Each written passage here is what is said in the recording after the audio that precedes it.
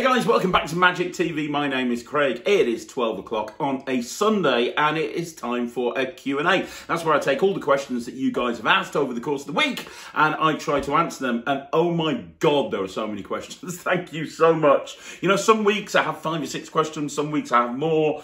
There is an insane amount of questions. I might actually have to split them up. I'll see how things go.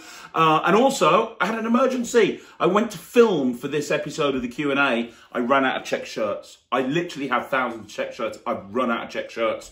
I think this is probably the only video you'll ever see on the channel where I'm not wearing a check shirt. So, you know, enjoy that. Anyway, let's get moving on with the first question. So the first question is by Magic Elliot. How are you doing? And I missed a couple of questions that he asked, and I'm so sorry. I'm really sorry. I blame my wife completely because she puts all the questions together. So it's completely Sarah's fault, but I am sorry. The two questions are, number one, if you, Craig Petty, were having a party and you were going to have someone do close-up and cabaret magic, which two close-up magicians and which cabaret magician would you hire? It's a very good question. When it comes to cabaret, I think it'd be a toss-up between either Scott Alexander or Scott Alexander or Penn and Teller. You see, when I got married on my wedding night, we went to see Penn and Teller. I don't know if they cast as cabaret though, because they do big stage shows, while Scott does absolutely everything. So if I can't have Penn and Teller, I'd probably have Scott Alexander because, you know, he's been such an amazing influence on my career and I think he's brilliant. As for close-up magic, I'd have to put Greg Wilson in there because I think Greg Wilson is brilliant. He's such an entertaining, funny guy. When he does close-up, he just absolutely lights up a room every single time without fail. So I'd have to put Greg Wilson in there. And you know what? The other person I'd put in would be... so many options. Oh my gosh, so many people. It has to be somebody like... You know what? Bit of a controversial decision right here. But I'm going to put in Jay Sankey. I know it sounds crazy, but, you know, again, Jay is such an entertaining guy. And I think that if I was having a party, I'd want everyone to have a good time. I want everyone laughing. And I think Greg Wilson and Jay Sankey doing close-up magic, followed by a cabaret show by Scott Alexander, I think that'd be pretty epic.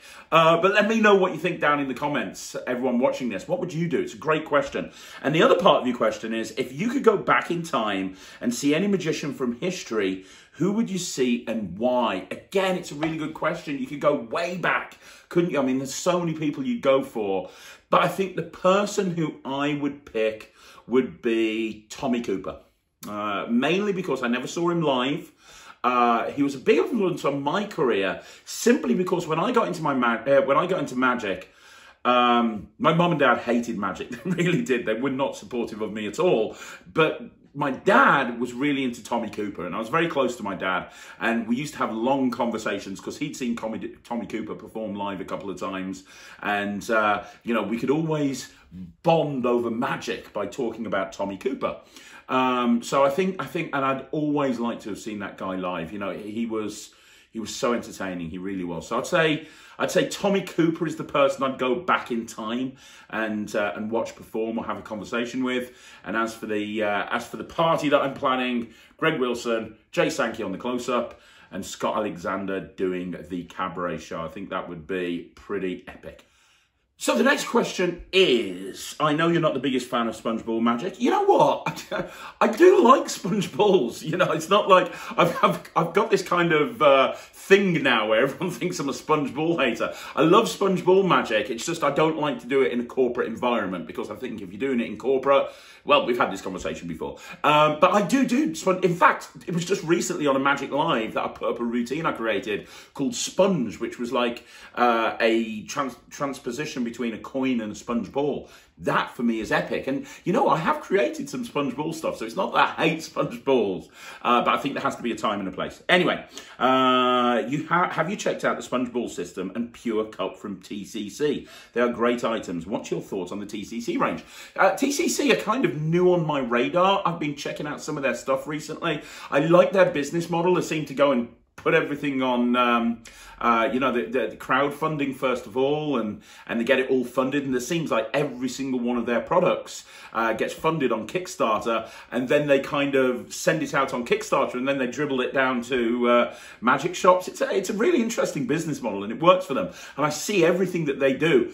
You know what? I've ordered some TCC stuff because I haven't really seen much of their stuff. I've got some of their wallets coming, and I've got some of their coin purses on their way, and the sponge thing as well, along with the chop cup. So I'm going to give you my opinion on the TCC range very soon. I'm not too sure. The sponge thing looks absolutely great, and the thing that they did with the I don't know what the hookup they're using, but the levitation system, where they were having the sponge ball on the hand, the spectator's hand, and they were doing this, and it was doing the same thing on the spectator's hand. I thought that was amazing.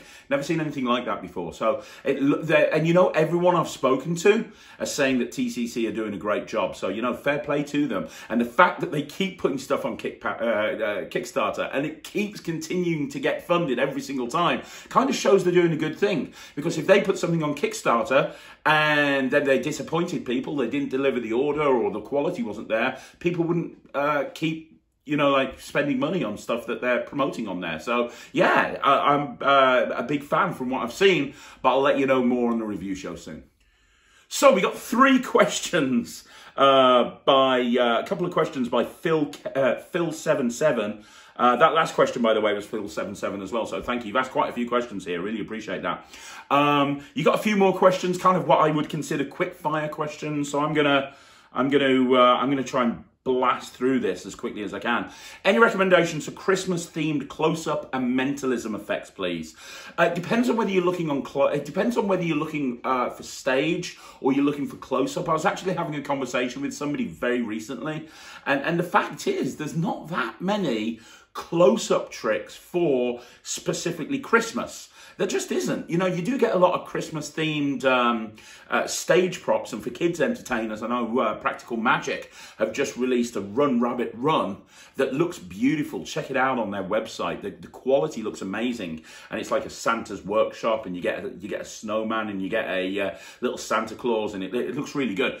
But for close-up magicians, there isn't really that much. I mean, what I've always advised people to do in the past is get a Christmas-themed pack of cards and just do card tricks and stuff like that, but try and theme the stories to Christmas. Having said that, and I will let you know an exclusive here, over Christmas, I'm planning to try and put some Christmas-themed content together. I'm trying to batch this together now so I can actually have a Christmas break. I'd like to have a few days over Christmas where I'm not actually filming and editing. So I'm trying to put this together now.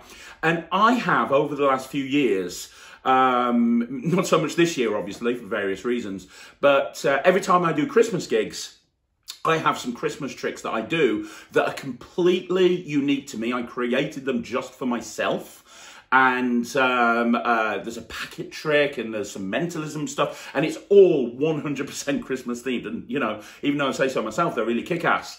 What I want to do is, on the magic stuff, which lands on Christmas Eve, I want to actually perform 4 of my favourite close-up tricks that are all Christmas themed, and you can make them yourself. You just need some blank cards and stuff.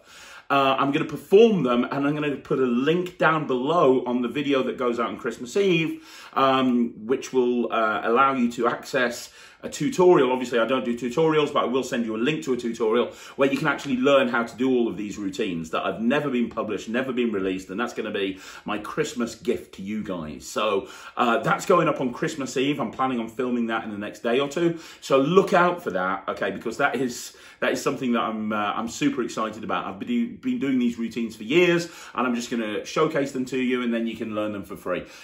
So hey, it's probably not going to help you too much this year, but if you download that, as of next year, you're golden.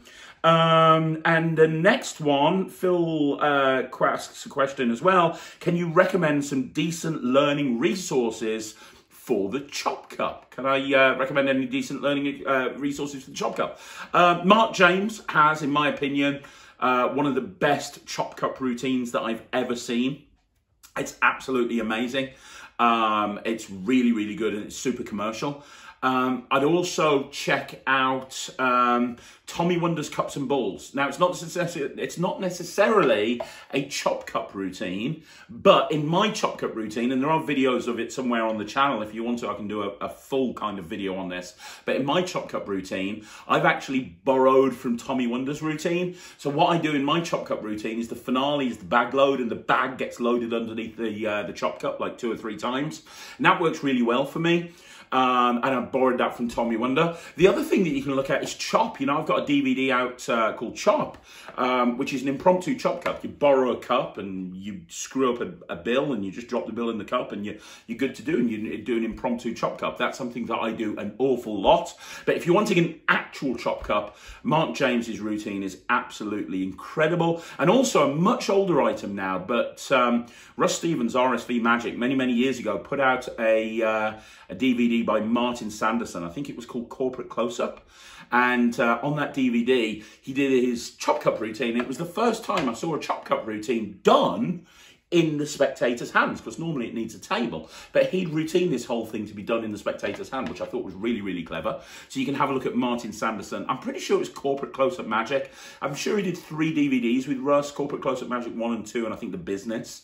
But it was Corporate Close-Up Magic Volume 1 with the chop cup. And it's, if you've never seen it, it's a much older DVD now, but it's definitely a DVD that you should go and check out. Okay, so the next question is by Stanley Zhou. How you doing, Stanley? Nice to see you asking questions again on the channel. And your question is, what criteria do you look for in openers? And what are your favourite openers for close-up and parlour? And I think it just very much depends on the environment in which you're performing in. Gary Jones had this thing that he put out through Magic Tao. Don't know if it's Tao. They're not around anymore. I bet you can get some off Gary though. But Gary Jones had this really nice idea for restaurant workers where he's got a pad. Like a restaurant order pad, and he walks over to the table and he goes, hi there, can I just take your order? And he's got this pad, and he goes to take this pen, and the pen doesn't write. He puts the pen away and he goes, actually, forget that, would you like to see a card trick? And he just shakes the order pad into a pack of cards. That's a really nice organic thing to do in a restaurant. It's a nice way to get in and kind of showcase something straight away. So that's good, I really like that. Other routines that I've got, you know what, I've got a very big repertoire, and over the years, I've done so many different things when I do close-up. I think the most important thing when you do close-up, whether it's walk around or whether it's table magic, the single most important thing is to really get the audience on side. So it's more important to win them over before you even think about what the first trick is that you're going to do. And yes, the first trick you should do shouldn't be really long-winded. It should be quick. It should be fairly visual. It should be impressive. It should establish credibility. It should do all of that fun stuff. But I think the other thing that it should do, the other thing you have to consider is you have to kind of win people over, because you're going to be going into an environment where you're kind of going up to people and they're going to make a very snap decision as to whether to listen to you or not. So, you know, when I walk up to people and go, hey there, how you doing, guys? Don't worry, I'm not as dodgy as I look, which is a very funny line. As soon as I say that, people relax, because it shows that you're not taking yourself too seriously. Hey guys, I'm not as dodgy as I look. My name's Craig, I'm the magician. I'd like to show you a quick trick. I've been hired to come over and show you a quick trick or two. Now that whole sentence there is very important. My name's Craig, I'm a magician.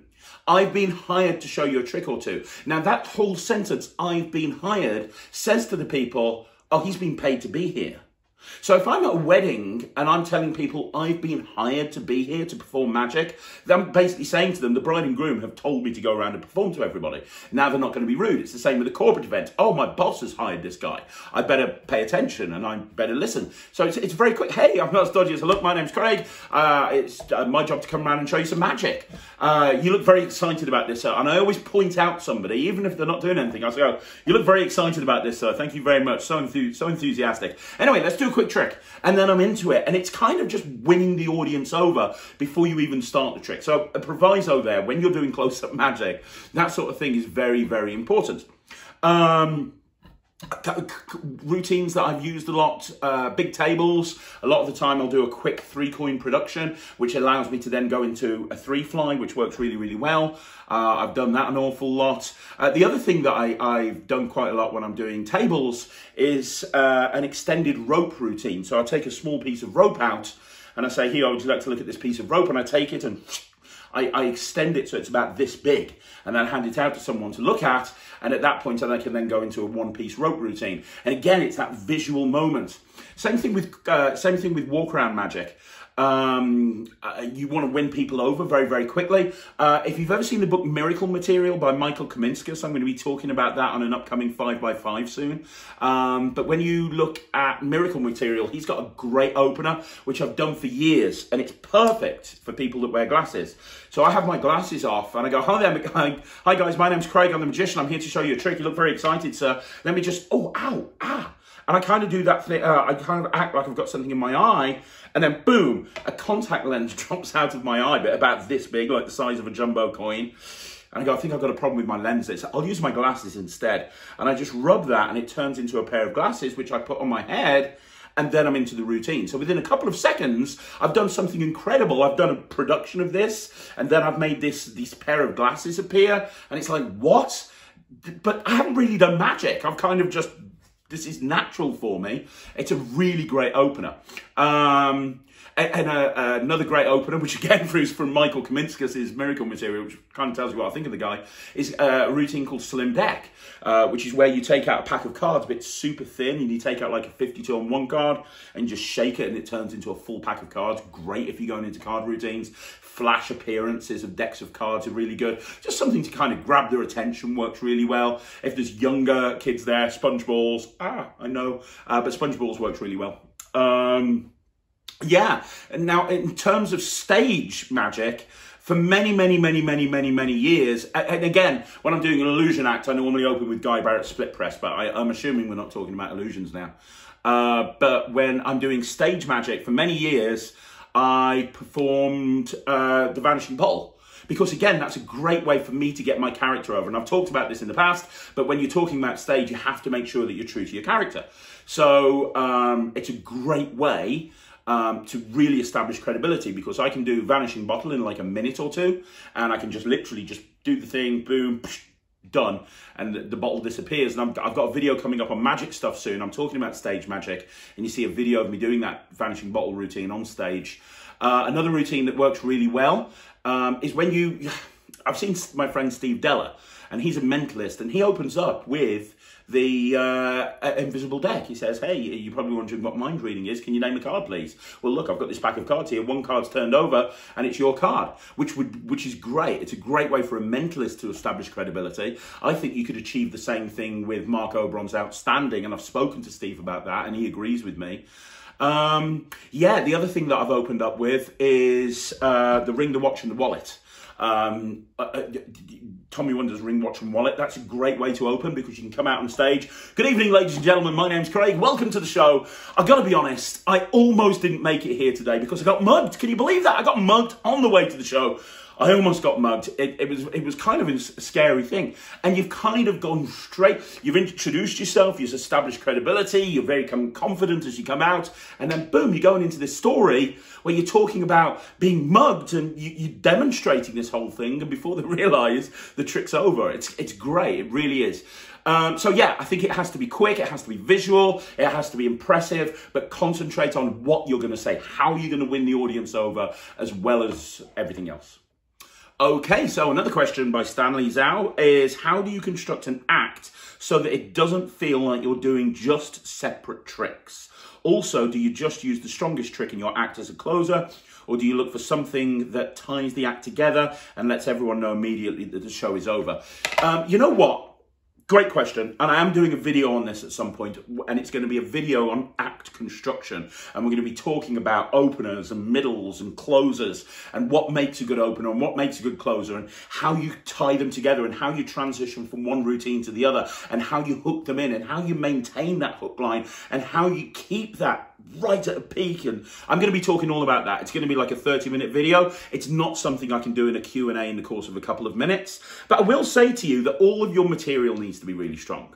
You know, you've got this, you know, I hate it. One of my pet hates is magicians go, oh, this is a great, and I do it sometimes. I go, oh, this would be a great transition piece, or this would be a great, you know, like time filler or something like that. There shouldn't be time fillers. Whether you're performing on stage or you're performing close-up, you have to give the best performance you can give. And if you've got a trick there that you consider to be a time filler, then I wouldn't put that in your act. I'd just simply go for something strong and keep going for something strong and keep going for something strong.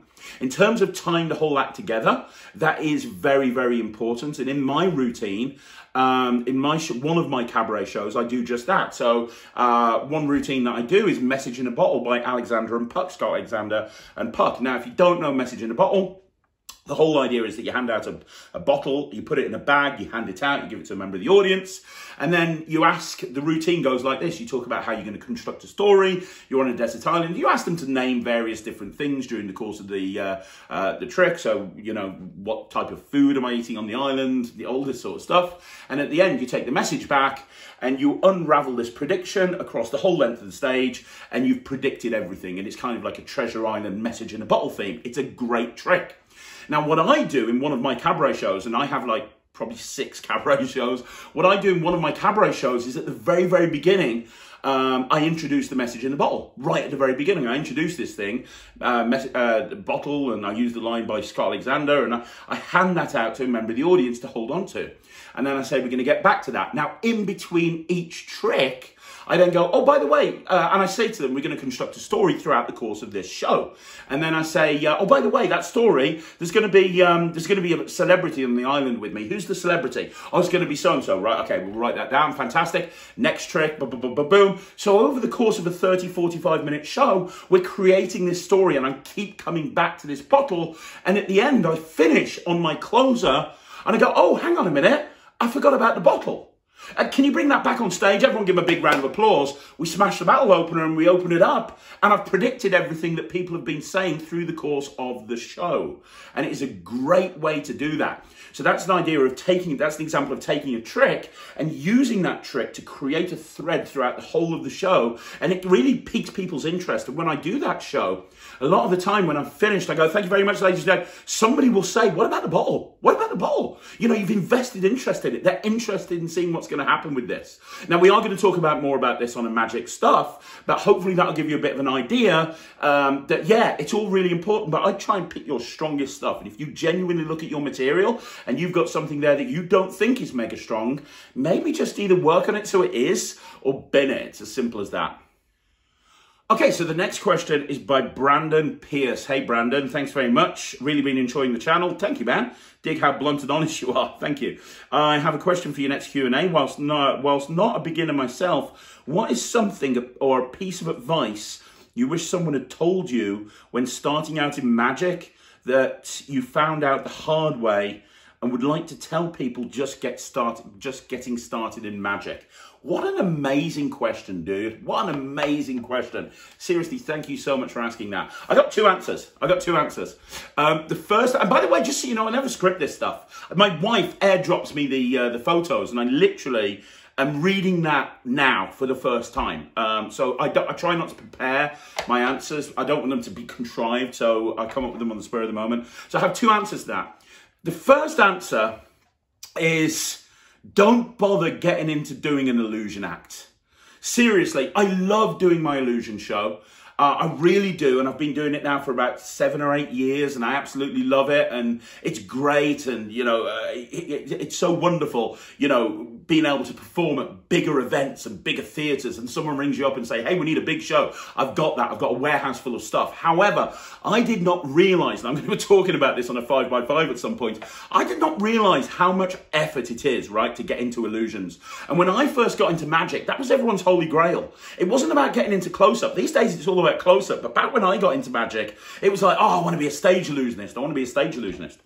And it's such a royal pain in the ass because the tricks are so expensive. You think buying a 50 quid close-up trick and then having to put it in your bottom drawer is terrible? I've got illusions sitting in my warehouse that cost me £2,500 and I've never used them once. And I know I'm never going to use them and I can't even sell them. So, you know, it's such an expensive thing to do.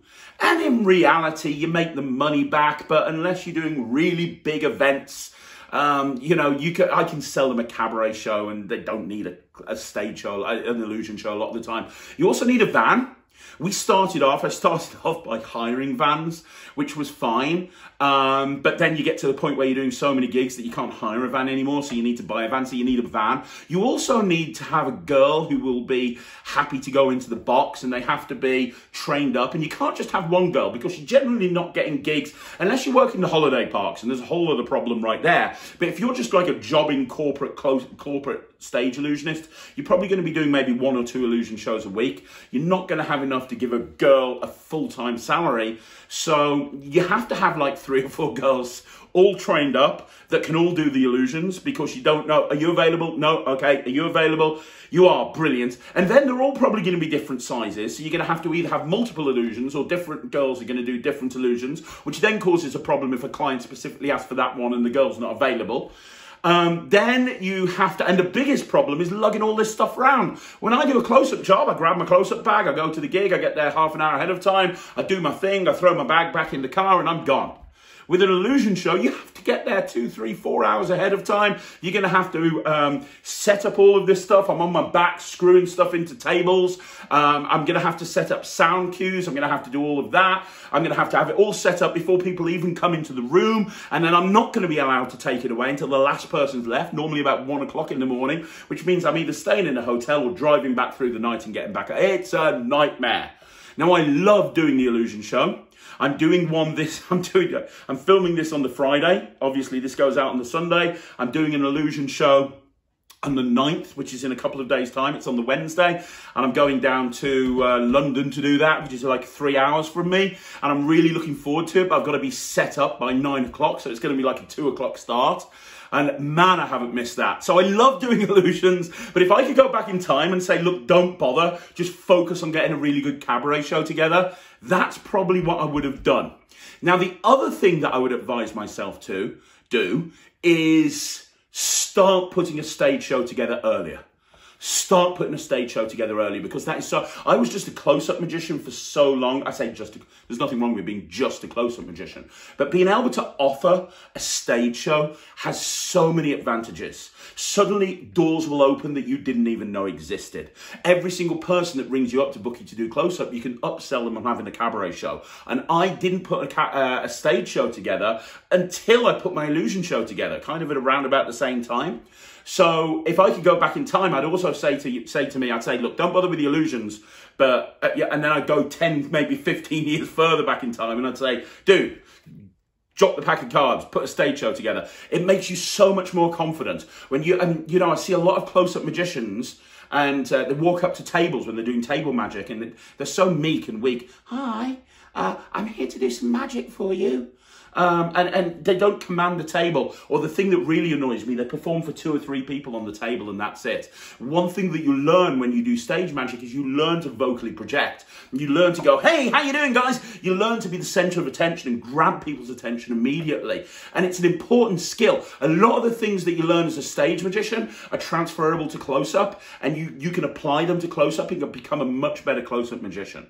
So it's a great question, and that's what I do. That's what I tell myself to do. So the next question is by Michael Lawrence. I think this might be the first time you've asked a question. Michael, thank you very much. Do you perform any out-of-this-world type effects? I'd love to see your take on that one. I do. I actually perform a few different versions, including a really, really random, weird version with postage stamps. I'll put them onto a Magic Live at some point. I will tell you, I've got an out-of-this-world that I do that's Christmas-themed. That kills. I'm talking kills. And if you watch the whole of the Q&A, you'll say, you probably heard me say that I'm doing something on Christmas Eve, where I'm actually going to be presenting my 4 favorite close-up tricks for Christmas, and then linking through to a video where you can learn these for free. And that's going to be one of the routines on there. So I'm going to be teaching my Christmas out of this world, which is killer, man. It really is. So yeah, good question. I do out of this world. I think it's a very engaging plot. I also do it very different to a lot of people. So keep watching the Magic Lives. I'll be putting some of them up on there at 6 o'clock in the week. Well, in 7 days a week. But yeah, Christmas Eve, I'll be putting a video up of my Christmas out of this world, which you can learn for free. So the next question is Jimmy Forrester. Hey, how you doing, buddy? What is your favorite magazine subscription, as well as what magazine do you wish they would start making again? Thanks. Well, my favorite magazine subscription was always Magic Magazine. I love Magic Magazine. I really did. Magic Magazine was great. Obviously, they don't make that anymore, unfortunately. My three favourite right now is... Oh, it's a very good question. I would say Magic Scene by Mark Leveridge and the guys there, Phil Graham. That's a great magazine. It really is very informative. Genie Magazine by Richard Kaufman. That's also an amazing magazine and great value. And Cosmo does the Real Magic magazine, which started off as Real Magic Quarterly. It's kind of gone online now. Cosmo's thing's absolutely great. Love that. They're all really good for different reasons. In terms of which I would wish they would start making again, I got two for you. The first is one that you've probably never heard of before, called Antinomy.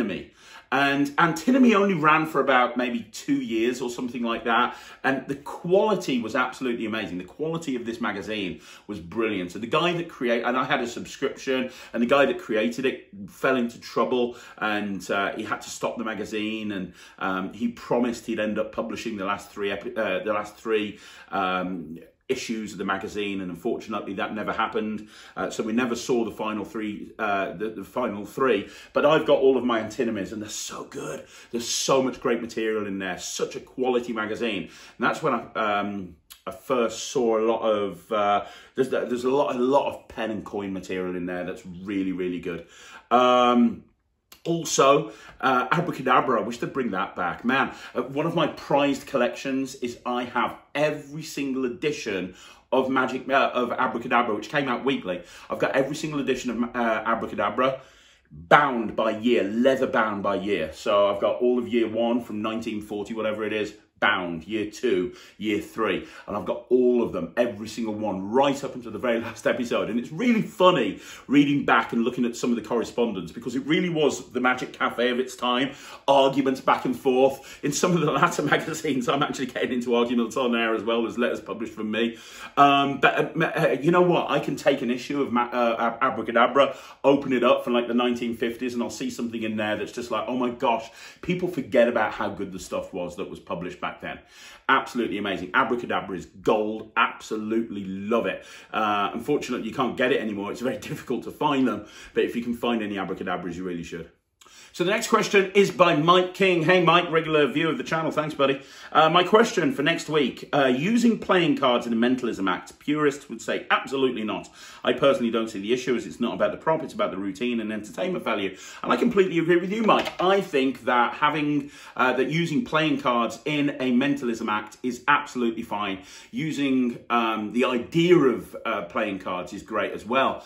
Like one of my favorite routines to do, like one of my top favorite routines to do, is something a lot of people have never heard of this, but many years ago, Paul Wilson brought out something called the Predator wallet, and man alive, I wish he brought that out again now. It's great. I've still got one, but I mean, everybody should have one of these Predator wallets. Imagine this effect, dude, and this is the actual effect. Imagine that you have a wallet, right? And you show that you've got $3 bills in the wallet. Cool, job done. And what you do is you reach into the wallet, you take out a $1 bill, you put it on the table, okay? Well, actually, you say to somebody, I want you to think of a card. Okay, so you say to somebody, what I want you to do is think of a card. Think of a playing card. 52 cards in the deck, think of a card. Wonderful. I'm going to bet you $1 I can tell you the suit of your card. It's a heart, is that right? Yeah, boom. I'm going to take out another one and tell you that the value of your card. It's a 6, is that right? No, what was it? It was a 9. Okay, I bet you the last $1 bill that I knew what your card was ahead of time. Seriously, because as well as the $3 bills, I've actually got a card in here as well. The card's been in here the whole time. If this had your card written on the other side, would that be good? Yeah, your card, boom, and you do that gag. But then you turn over the $3 bills and it's got the name of their card. It's like 6 of diamonds written on it. It is amazing. Well, there's an example of a wonderful mentalism trick that brings the house down. I've seen mentalists like Steve Della do that, and it uses playing cards. He uses playing cards, which is absolutely fine. Steve Della, one of the top mentalists I know, he does card routines. He opens with Invisible Deck. No problem. I don't have a problem with mentalists using playing cards.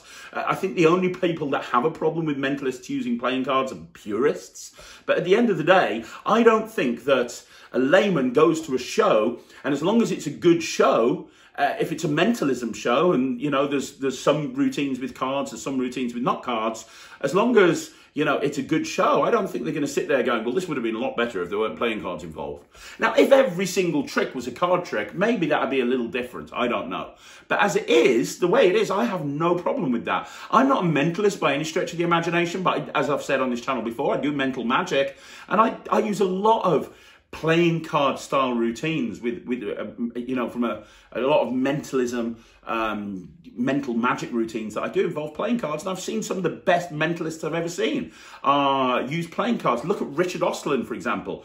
Tell Richard Osland, go find an audience that Richard Osland has just performed for and he's done his radar deck to, and then go ask them if they think that that's not pure mind reading, because they'll be blown away. The radar deck was one of the most amazing things I'd ever seen, ever. So yeah, I think you're absolutely right, Mike. I think that people shouldn't have a problem with that, and I think playing cards are absolutely fine as long as they're interspersed with other routines as well. So the next question is, hi Craig, hi Dale Senior, how are you doing? My question for next week is, if you could only perform one trick routine for the rest of your career, what would that be and why? Great question. Brilliant question. I think if it was close up, I would do card under box. If you haven't seen card under box, I did a video on audience management on magic stuff, and it was all based around my card under box routine. Card under box is amazing. There's like 15 moments of magic. It can take 10 minutes. It can take 3 minutes. And if I could only perform one close-up trick for the rest of my life, I'd want a close-up trick that's like a bit of a longer routine, because if I'm booked to do magic and I can only do that routine, I'm going to want to stretch it out, right? And it's also a super magical routine, and I've literally built my career as a close-up magician on that trick. So I'd say card under box. If I was performing on stage and I could only do one routine for the rest of my life, I would have to say, oh my gosh, that's a really good question. Egg bag. Egg bag. I love egg bag. It's great because I can literally just put it in my pocket. Once it's in there, I'm good to go. I can get volunteers up on stage. I can have it run 10 minutes. It is super magical, and it can be seen from the biggest audience. I absolutely love egg bag. So I would say egg bag for stage, and I would say card in the box for close-up. But what about you? Anyone watching this, let me know in the comments down below. What would you do? If you could only do one trick for the rest of your life, what would it be? Right, next question is by Mr. Harmon. Hey, thank you very much for keeping your track record intact, buddy. Really loving the content on this channel. Thank you. You are slowly becoming my favourite magic channel. What do you mean I'm not already? I'm wounded. I'm gutted. Anyway, after lockdown, will you continue doing videos? Hell yeah. As long as people are going to continue watching them, I'll continue doing them. This is something that I've wanted to do for a long time. It's just that lockdown has given me the opportunity to do it. I'm in a very lucky position because I've got a team that I surround myself with, and that team are awesome, and I don't have to get involved in the day-to-day of the business, which means I do have a bit more free time, and I love magic. And also the other thing is, Ryland's having a blast. I've never had so much fun talking magic with Ryland, and right now, you know, we even if he's only on one video a week, which is the review show, we chat about what I'm doing over the course of the week as well. So as long as you guys are interested in the stuff that I'm putting out, I will continue to put it out. If I ever get to a position where everyone's going, oh, shut up, Craig, then I'll probably call it a day. Curious, can you explain why you left the Wizard product review? Yes, I did that. I did that on Monday. On Monday's Q&A. Not Monday's Q&A. On Monday's 5x5, I put exactly why I'd left the Wizard product review. So I'm not going to repeat myself here. Go back to the Monday just gone. Go back to that 5x5. I think it was the third segment. I talked about what happened between me and Dave Penn and why I actually left the Wizard product review. So there you go. That's your questions answered. I'm not planning on going anywhere. In fact, this channel's just blowing up and I'm having so much fun reading the comments and seeing people and watching the analytics and seeing how much you guys are digging it. I ain't going anywhere. So yeah, thanks very much for the question, and thank you for being a supporter of the channel. So the next question is by Nessie Roswell, and Nessie asks, I'm looking for some dice magic. Do you have any recommendations? You've already got mental dice on your list, but you want to get an array of dice tricks. Wow. Okay. I am doing a magic stuff on this. I'm planning on filming next week the 3 best tricks with dice that you've probably never seen before. So I don't want to go too much into this because I want to leave, I don't want to like take all the content I've got planned for that video and just like throw it out here in 2 minutes. But mental dice and mental die, they're both really good.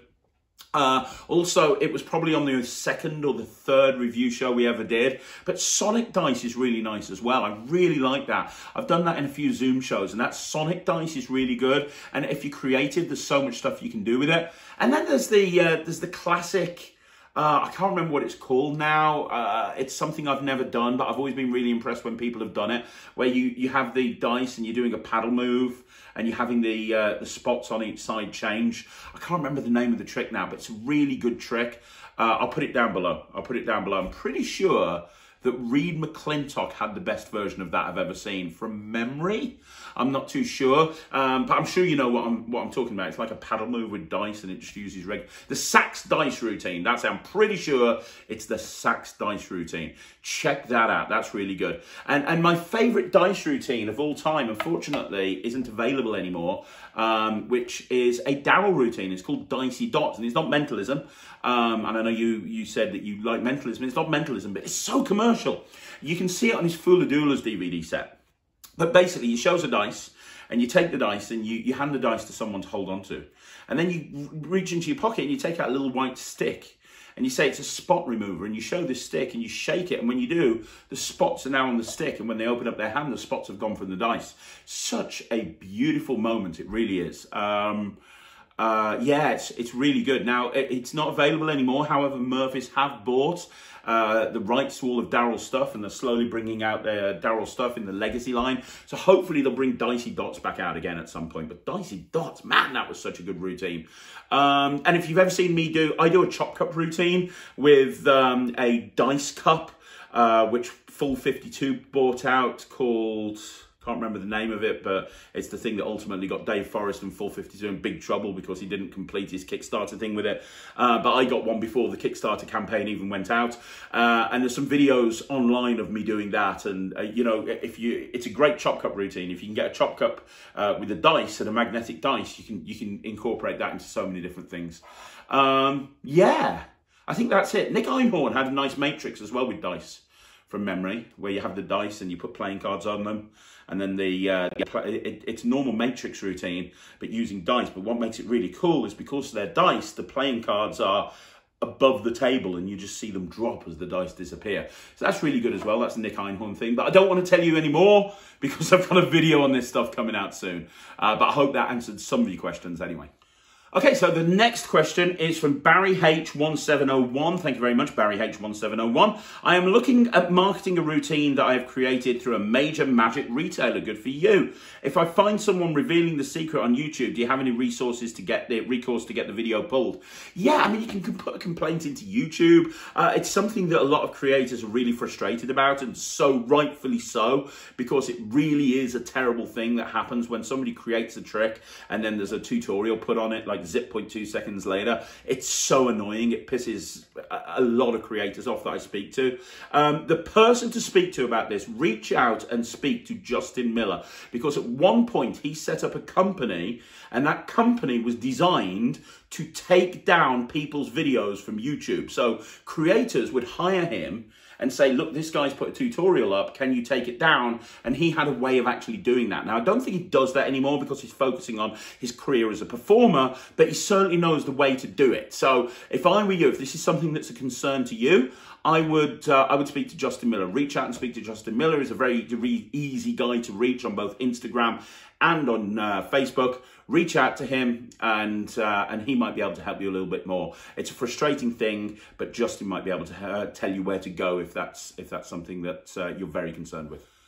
So the next question is by Stanley Zhou again. Sorry, I missed one of your questions there, Stanley. Sorry about that. How can we practice to get better at performing during COVID?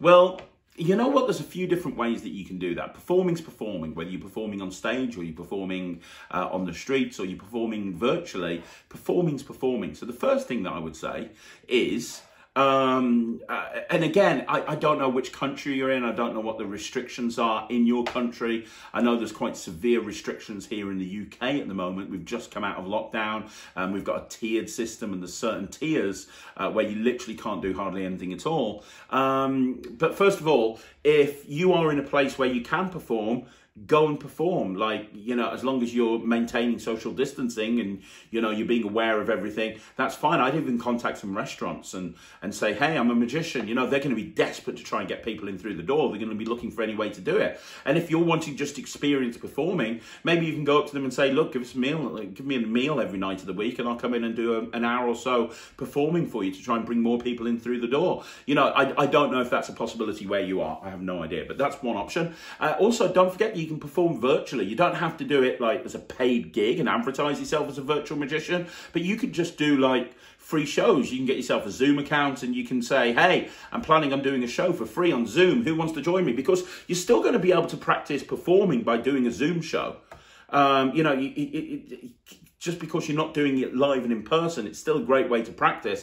And the other thing is just standing in front of a mirror and practicing and doing a full dress rehearsal. Set yourself up, the area you're in, like a stage, have a camera set up, filming you, and do your show, and then watch that video back and look and be honest and be really critical and say, well, that worked, but that didn't work, that didn't work. Let me try and do it again. Then fix those problems. There's a lot you can do in lockdown. There's a lot you can do during COVID. Yes, the options to perform are limited, but you know, there's going to be some magicians out there that are doing nothing during this lockdown, during this COVID kind of time, and when everything comes out on the other side, and it will at some point, they're going to be very rusty because they haven't practiced at all. Then there's going to be other magicians that have practiced all the time, and they'll have new routines, new ideas, and they'll be crisp as a button. Make sure you're that guy. Don't look for an excuse. Don't be the guy that goes, oh, I can't perform at the moment because of this, or because of this, or because of this. Be the person that can go out and perform. Try and hone your act and make it as perfect as you possibly can. So there you go. That's another Q&A, guys. I hope you enjoyed that one. Thank you so much for all the questions. I really appreciate it. I really, really do. As normal, if you've got any questions, please drop them down below and I will answer them next Sunday. And seriously, thank you for supporting the channel. If you could like the video, subscribe if you haven't. That would be absolutely amazing. I'm going to be back on Monday with a 5x5, Tuesday with a Talk Magic, Wednesday with a review show, Thursday with the magic stuff, Friday with a magic rant, Saturday with a honest trailer, and I'm going to be back on Sunday with a Q&A. And don't forget, 6 o'clock every single day, we've got the Magic Live. So I'll see you again soon. My name's Craig from Magic TV.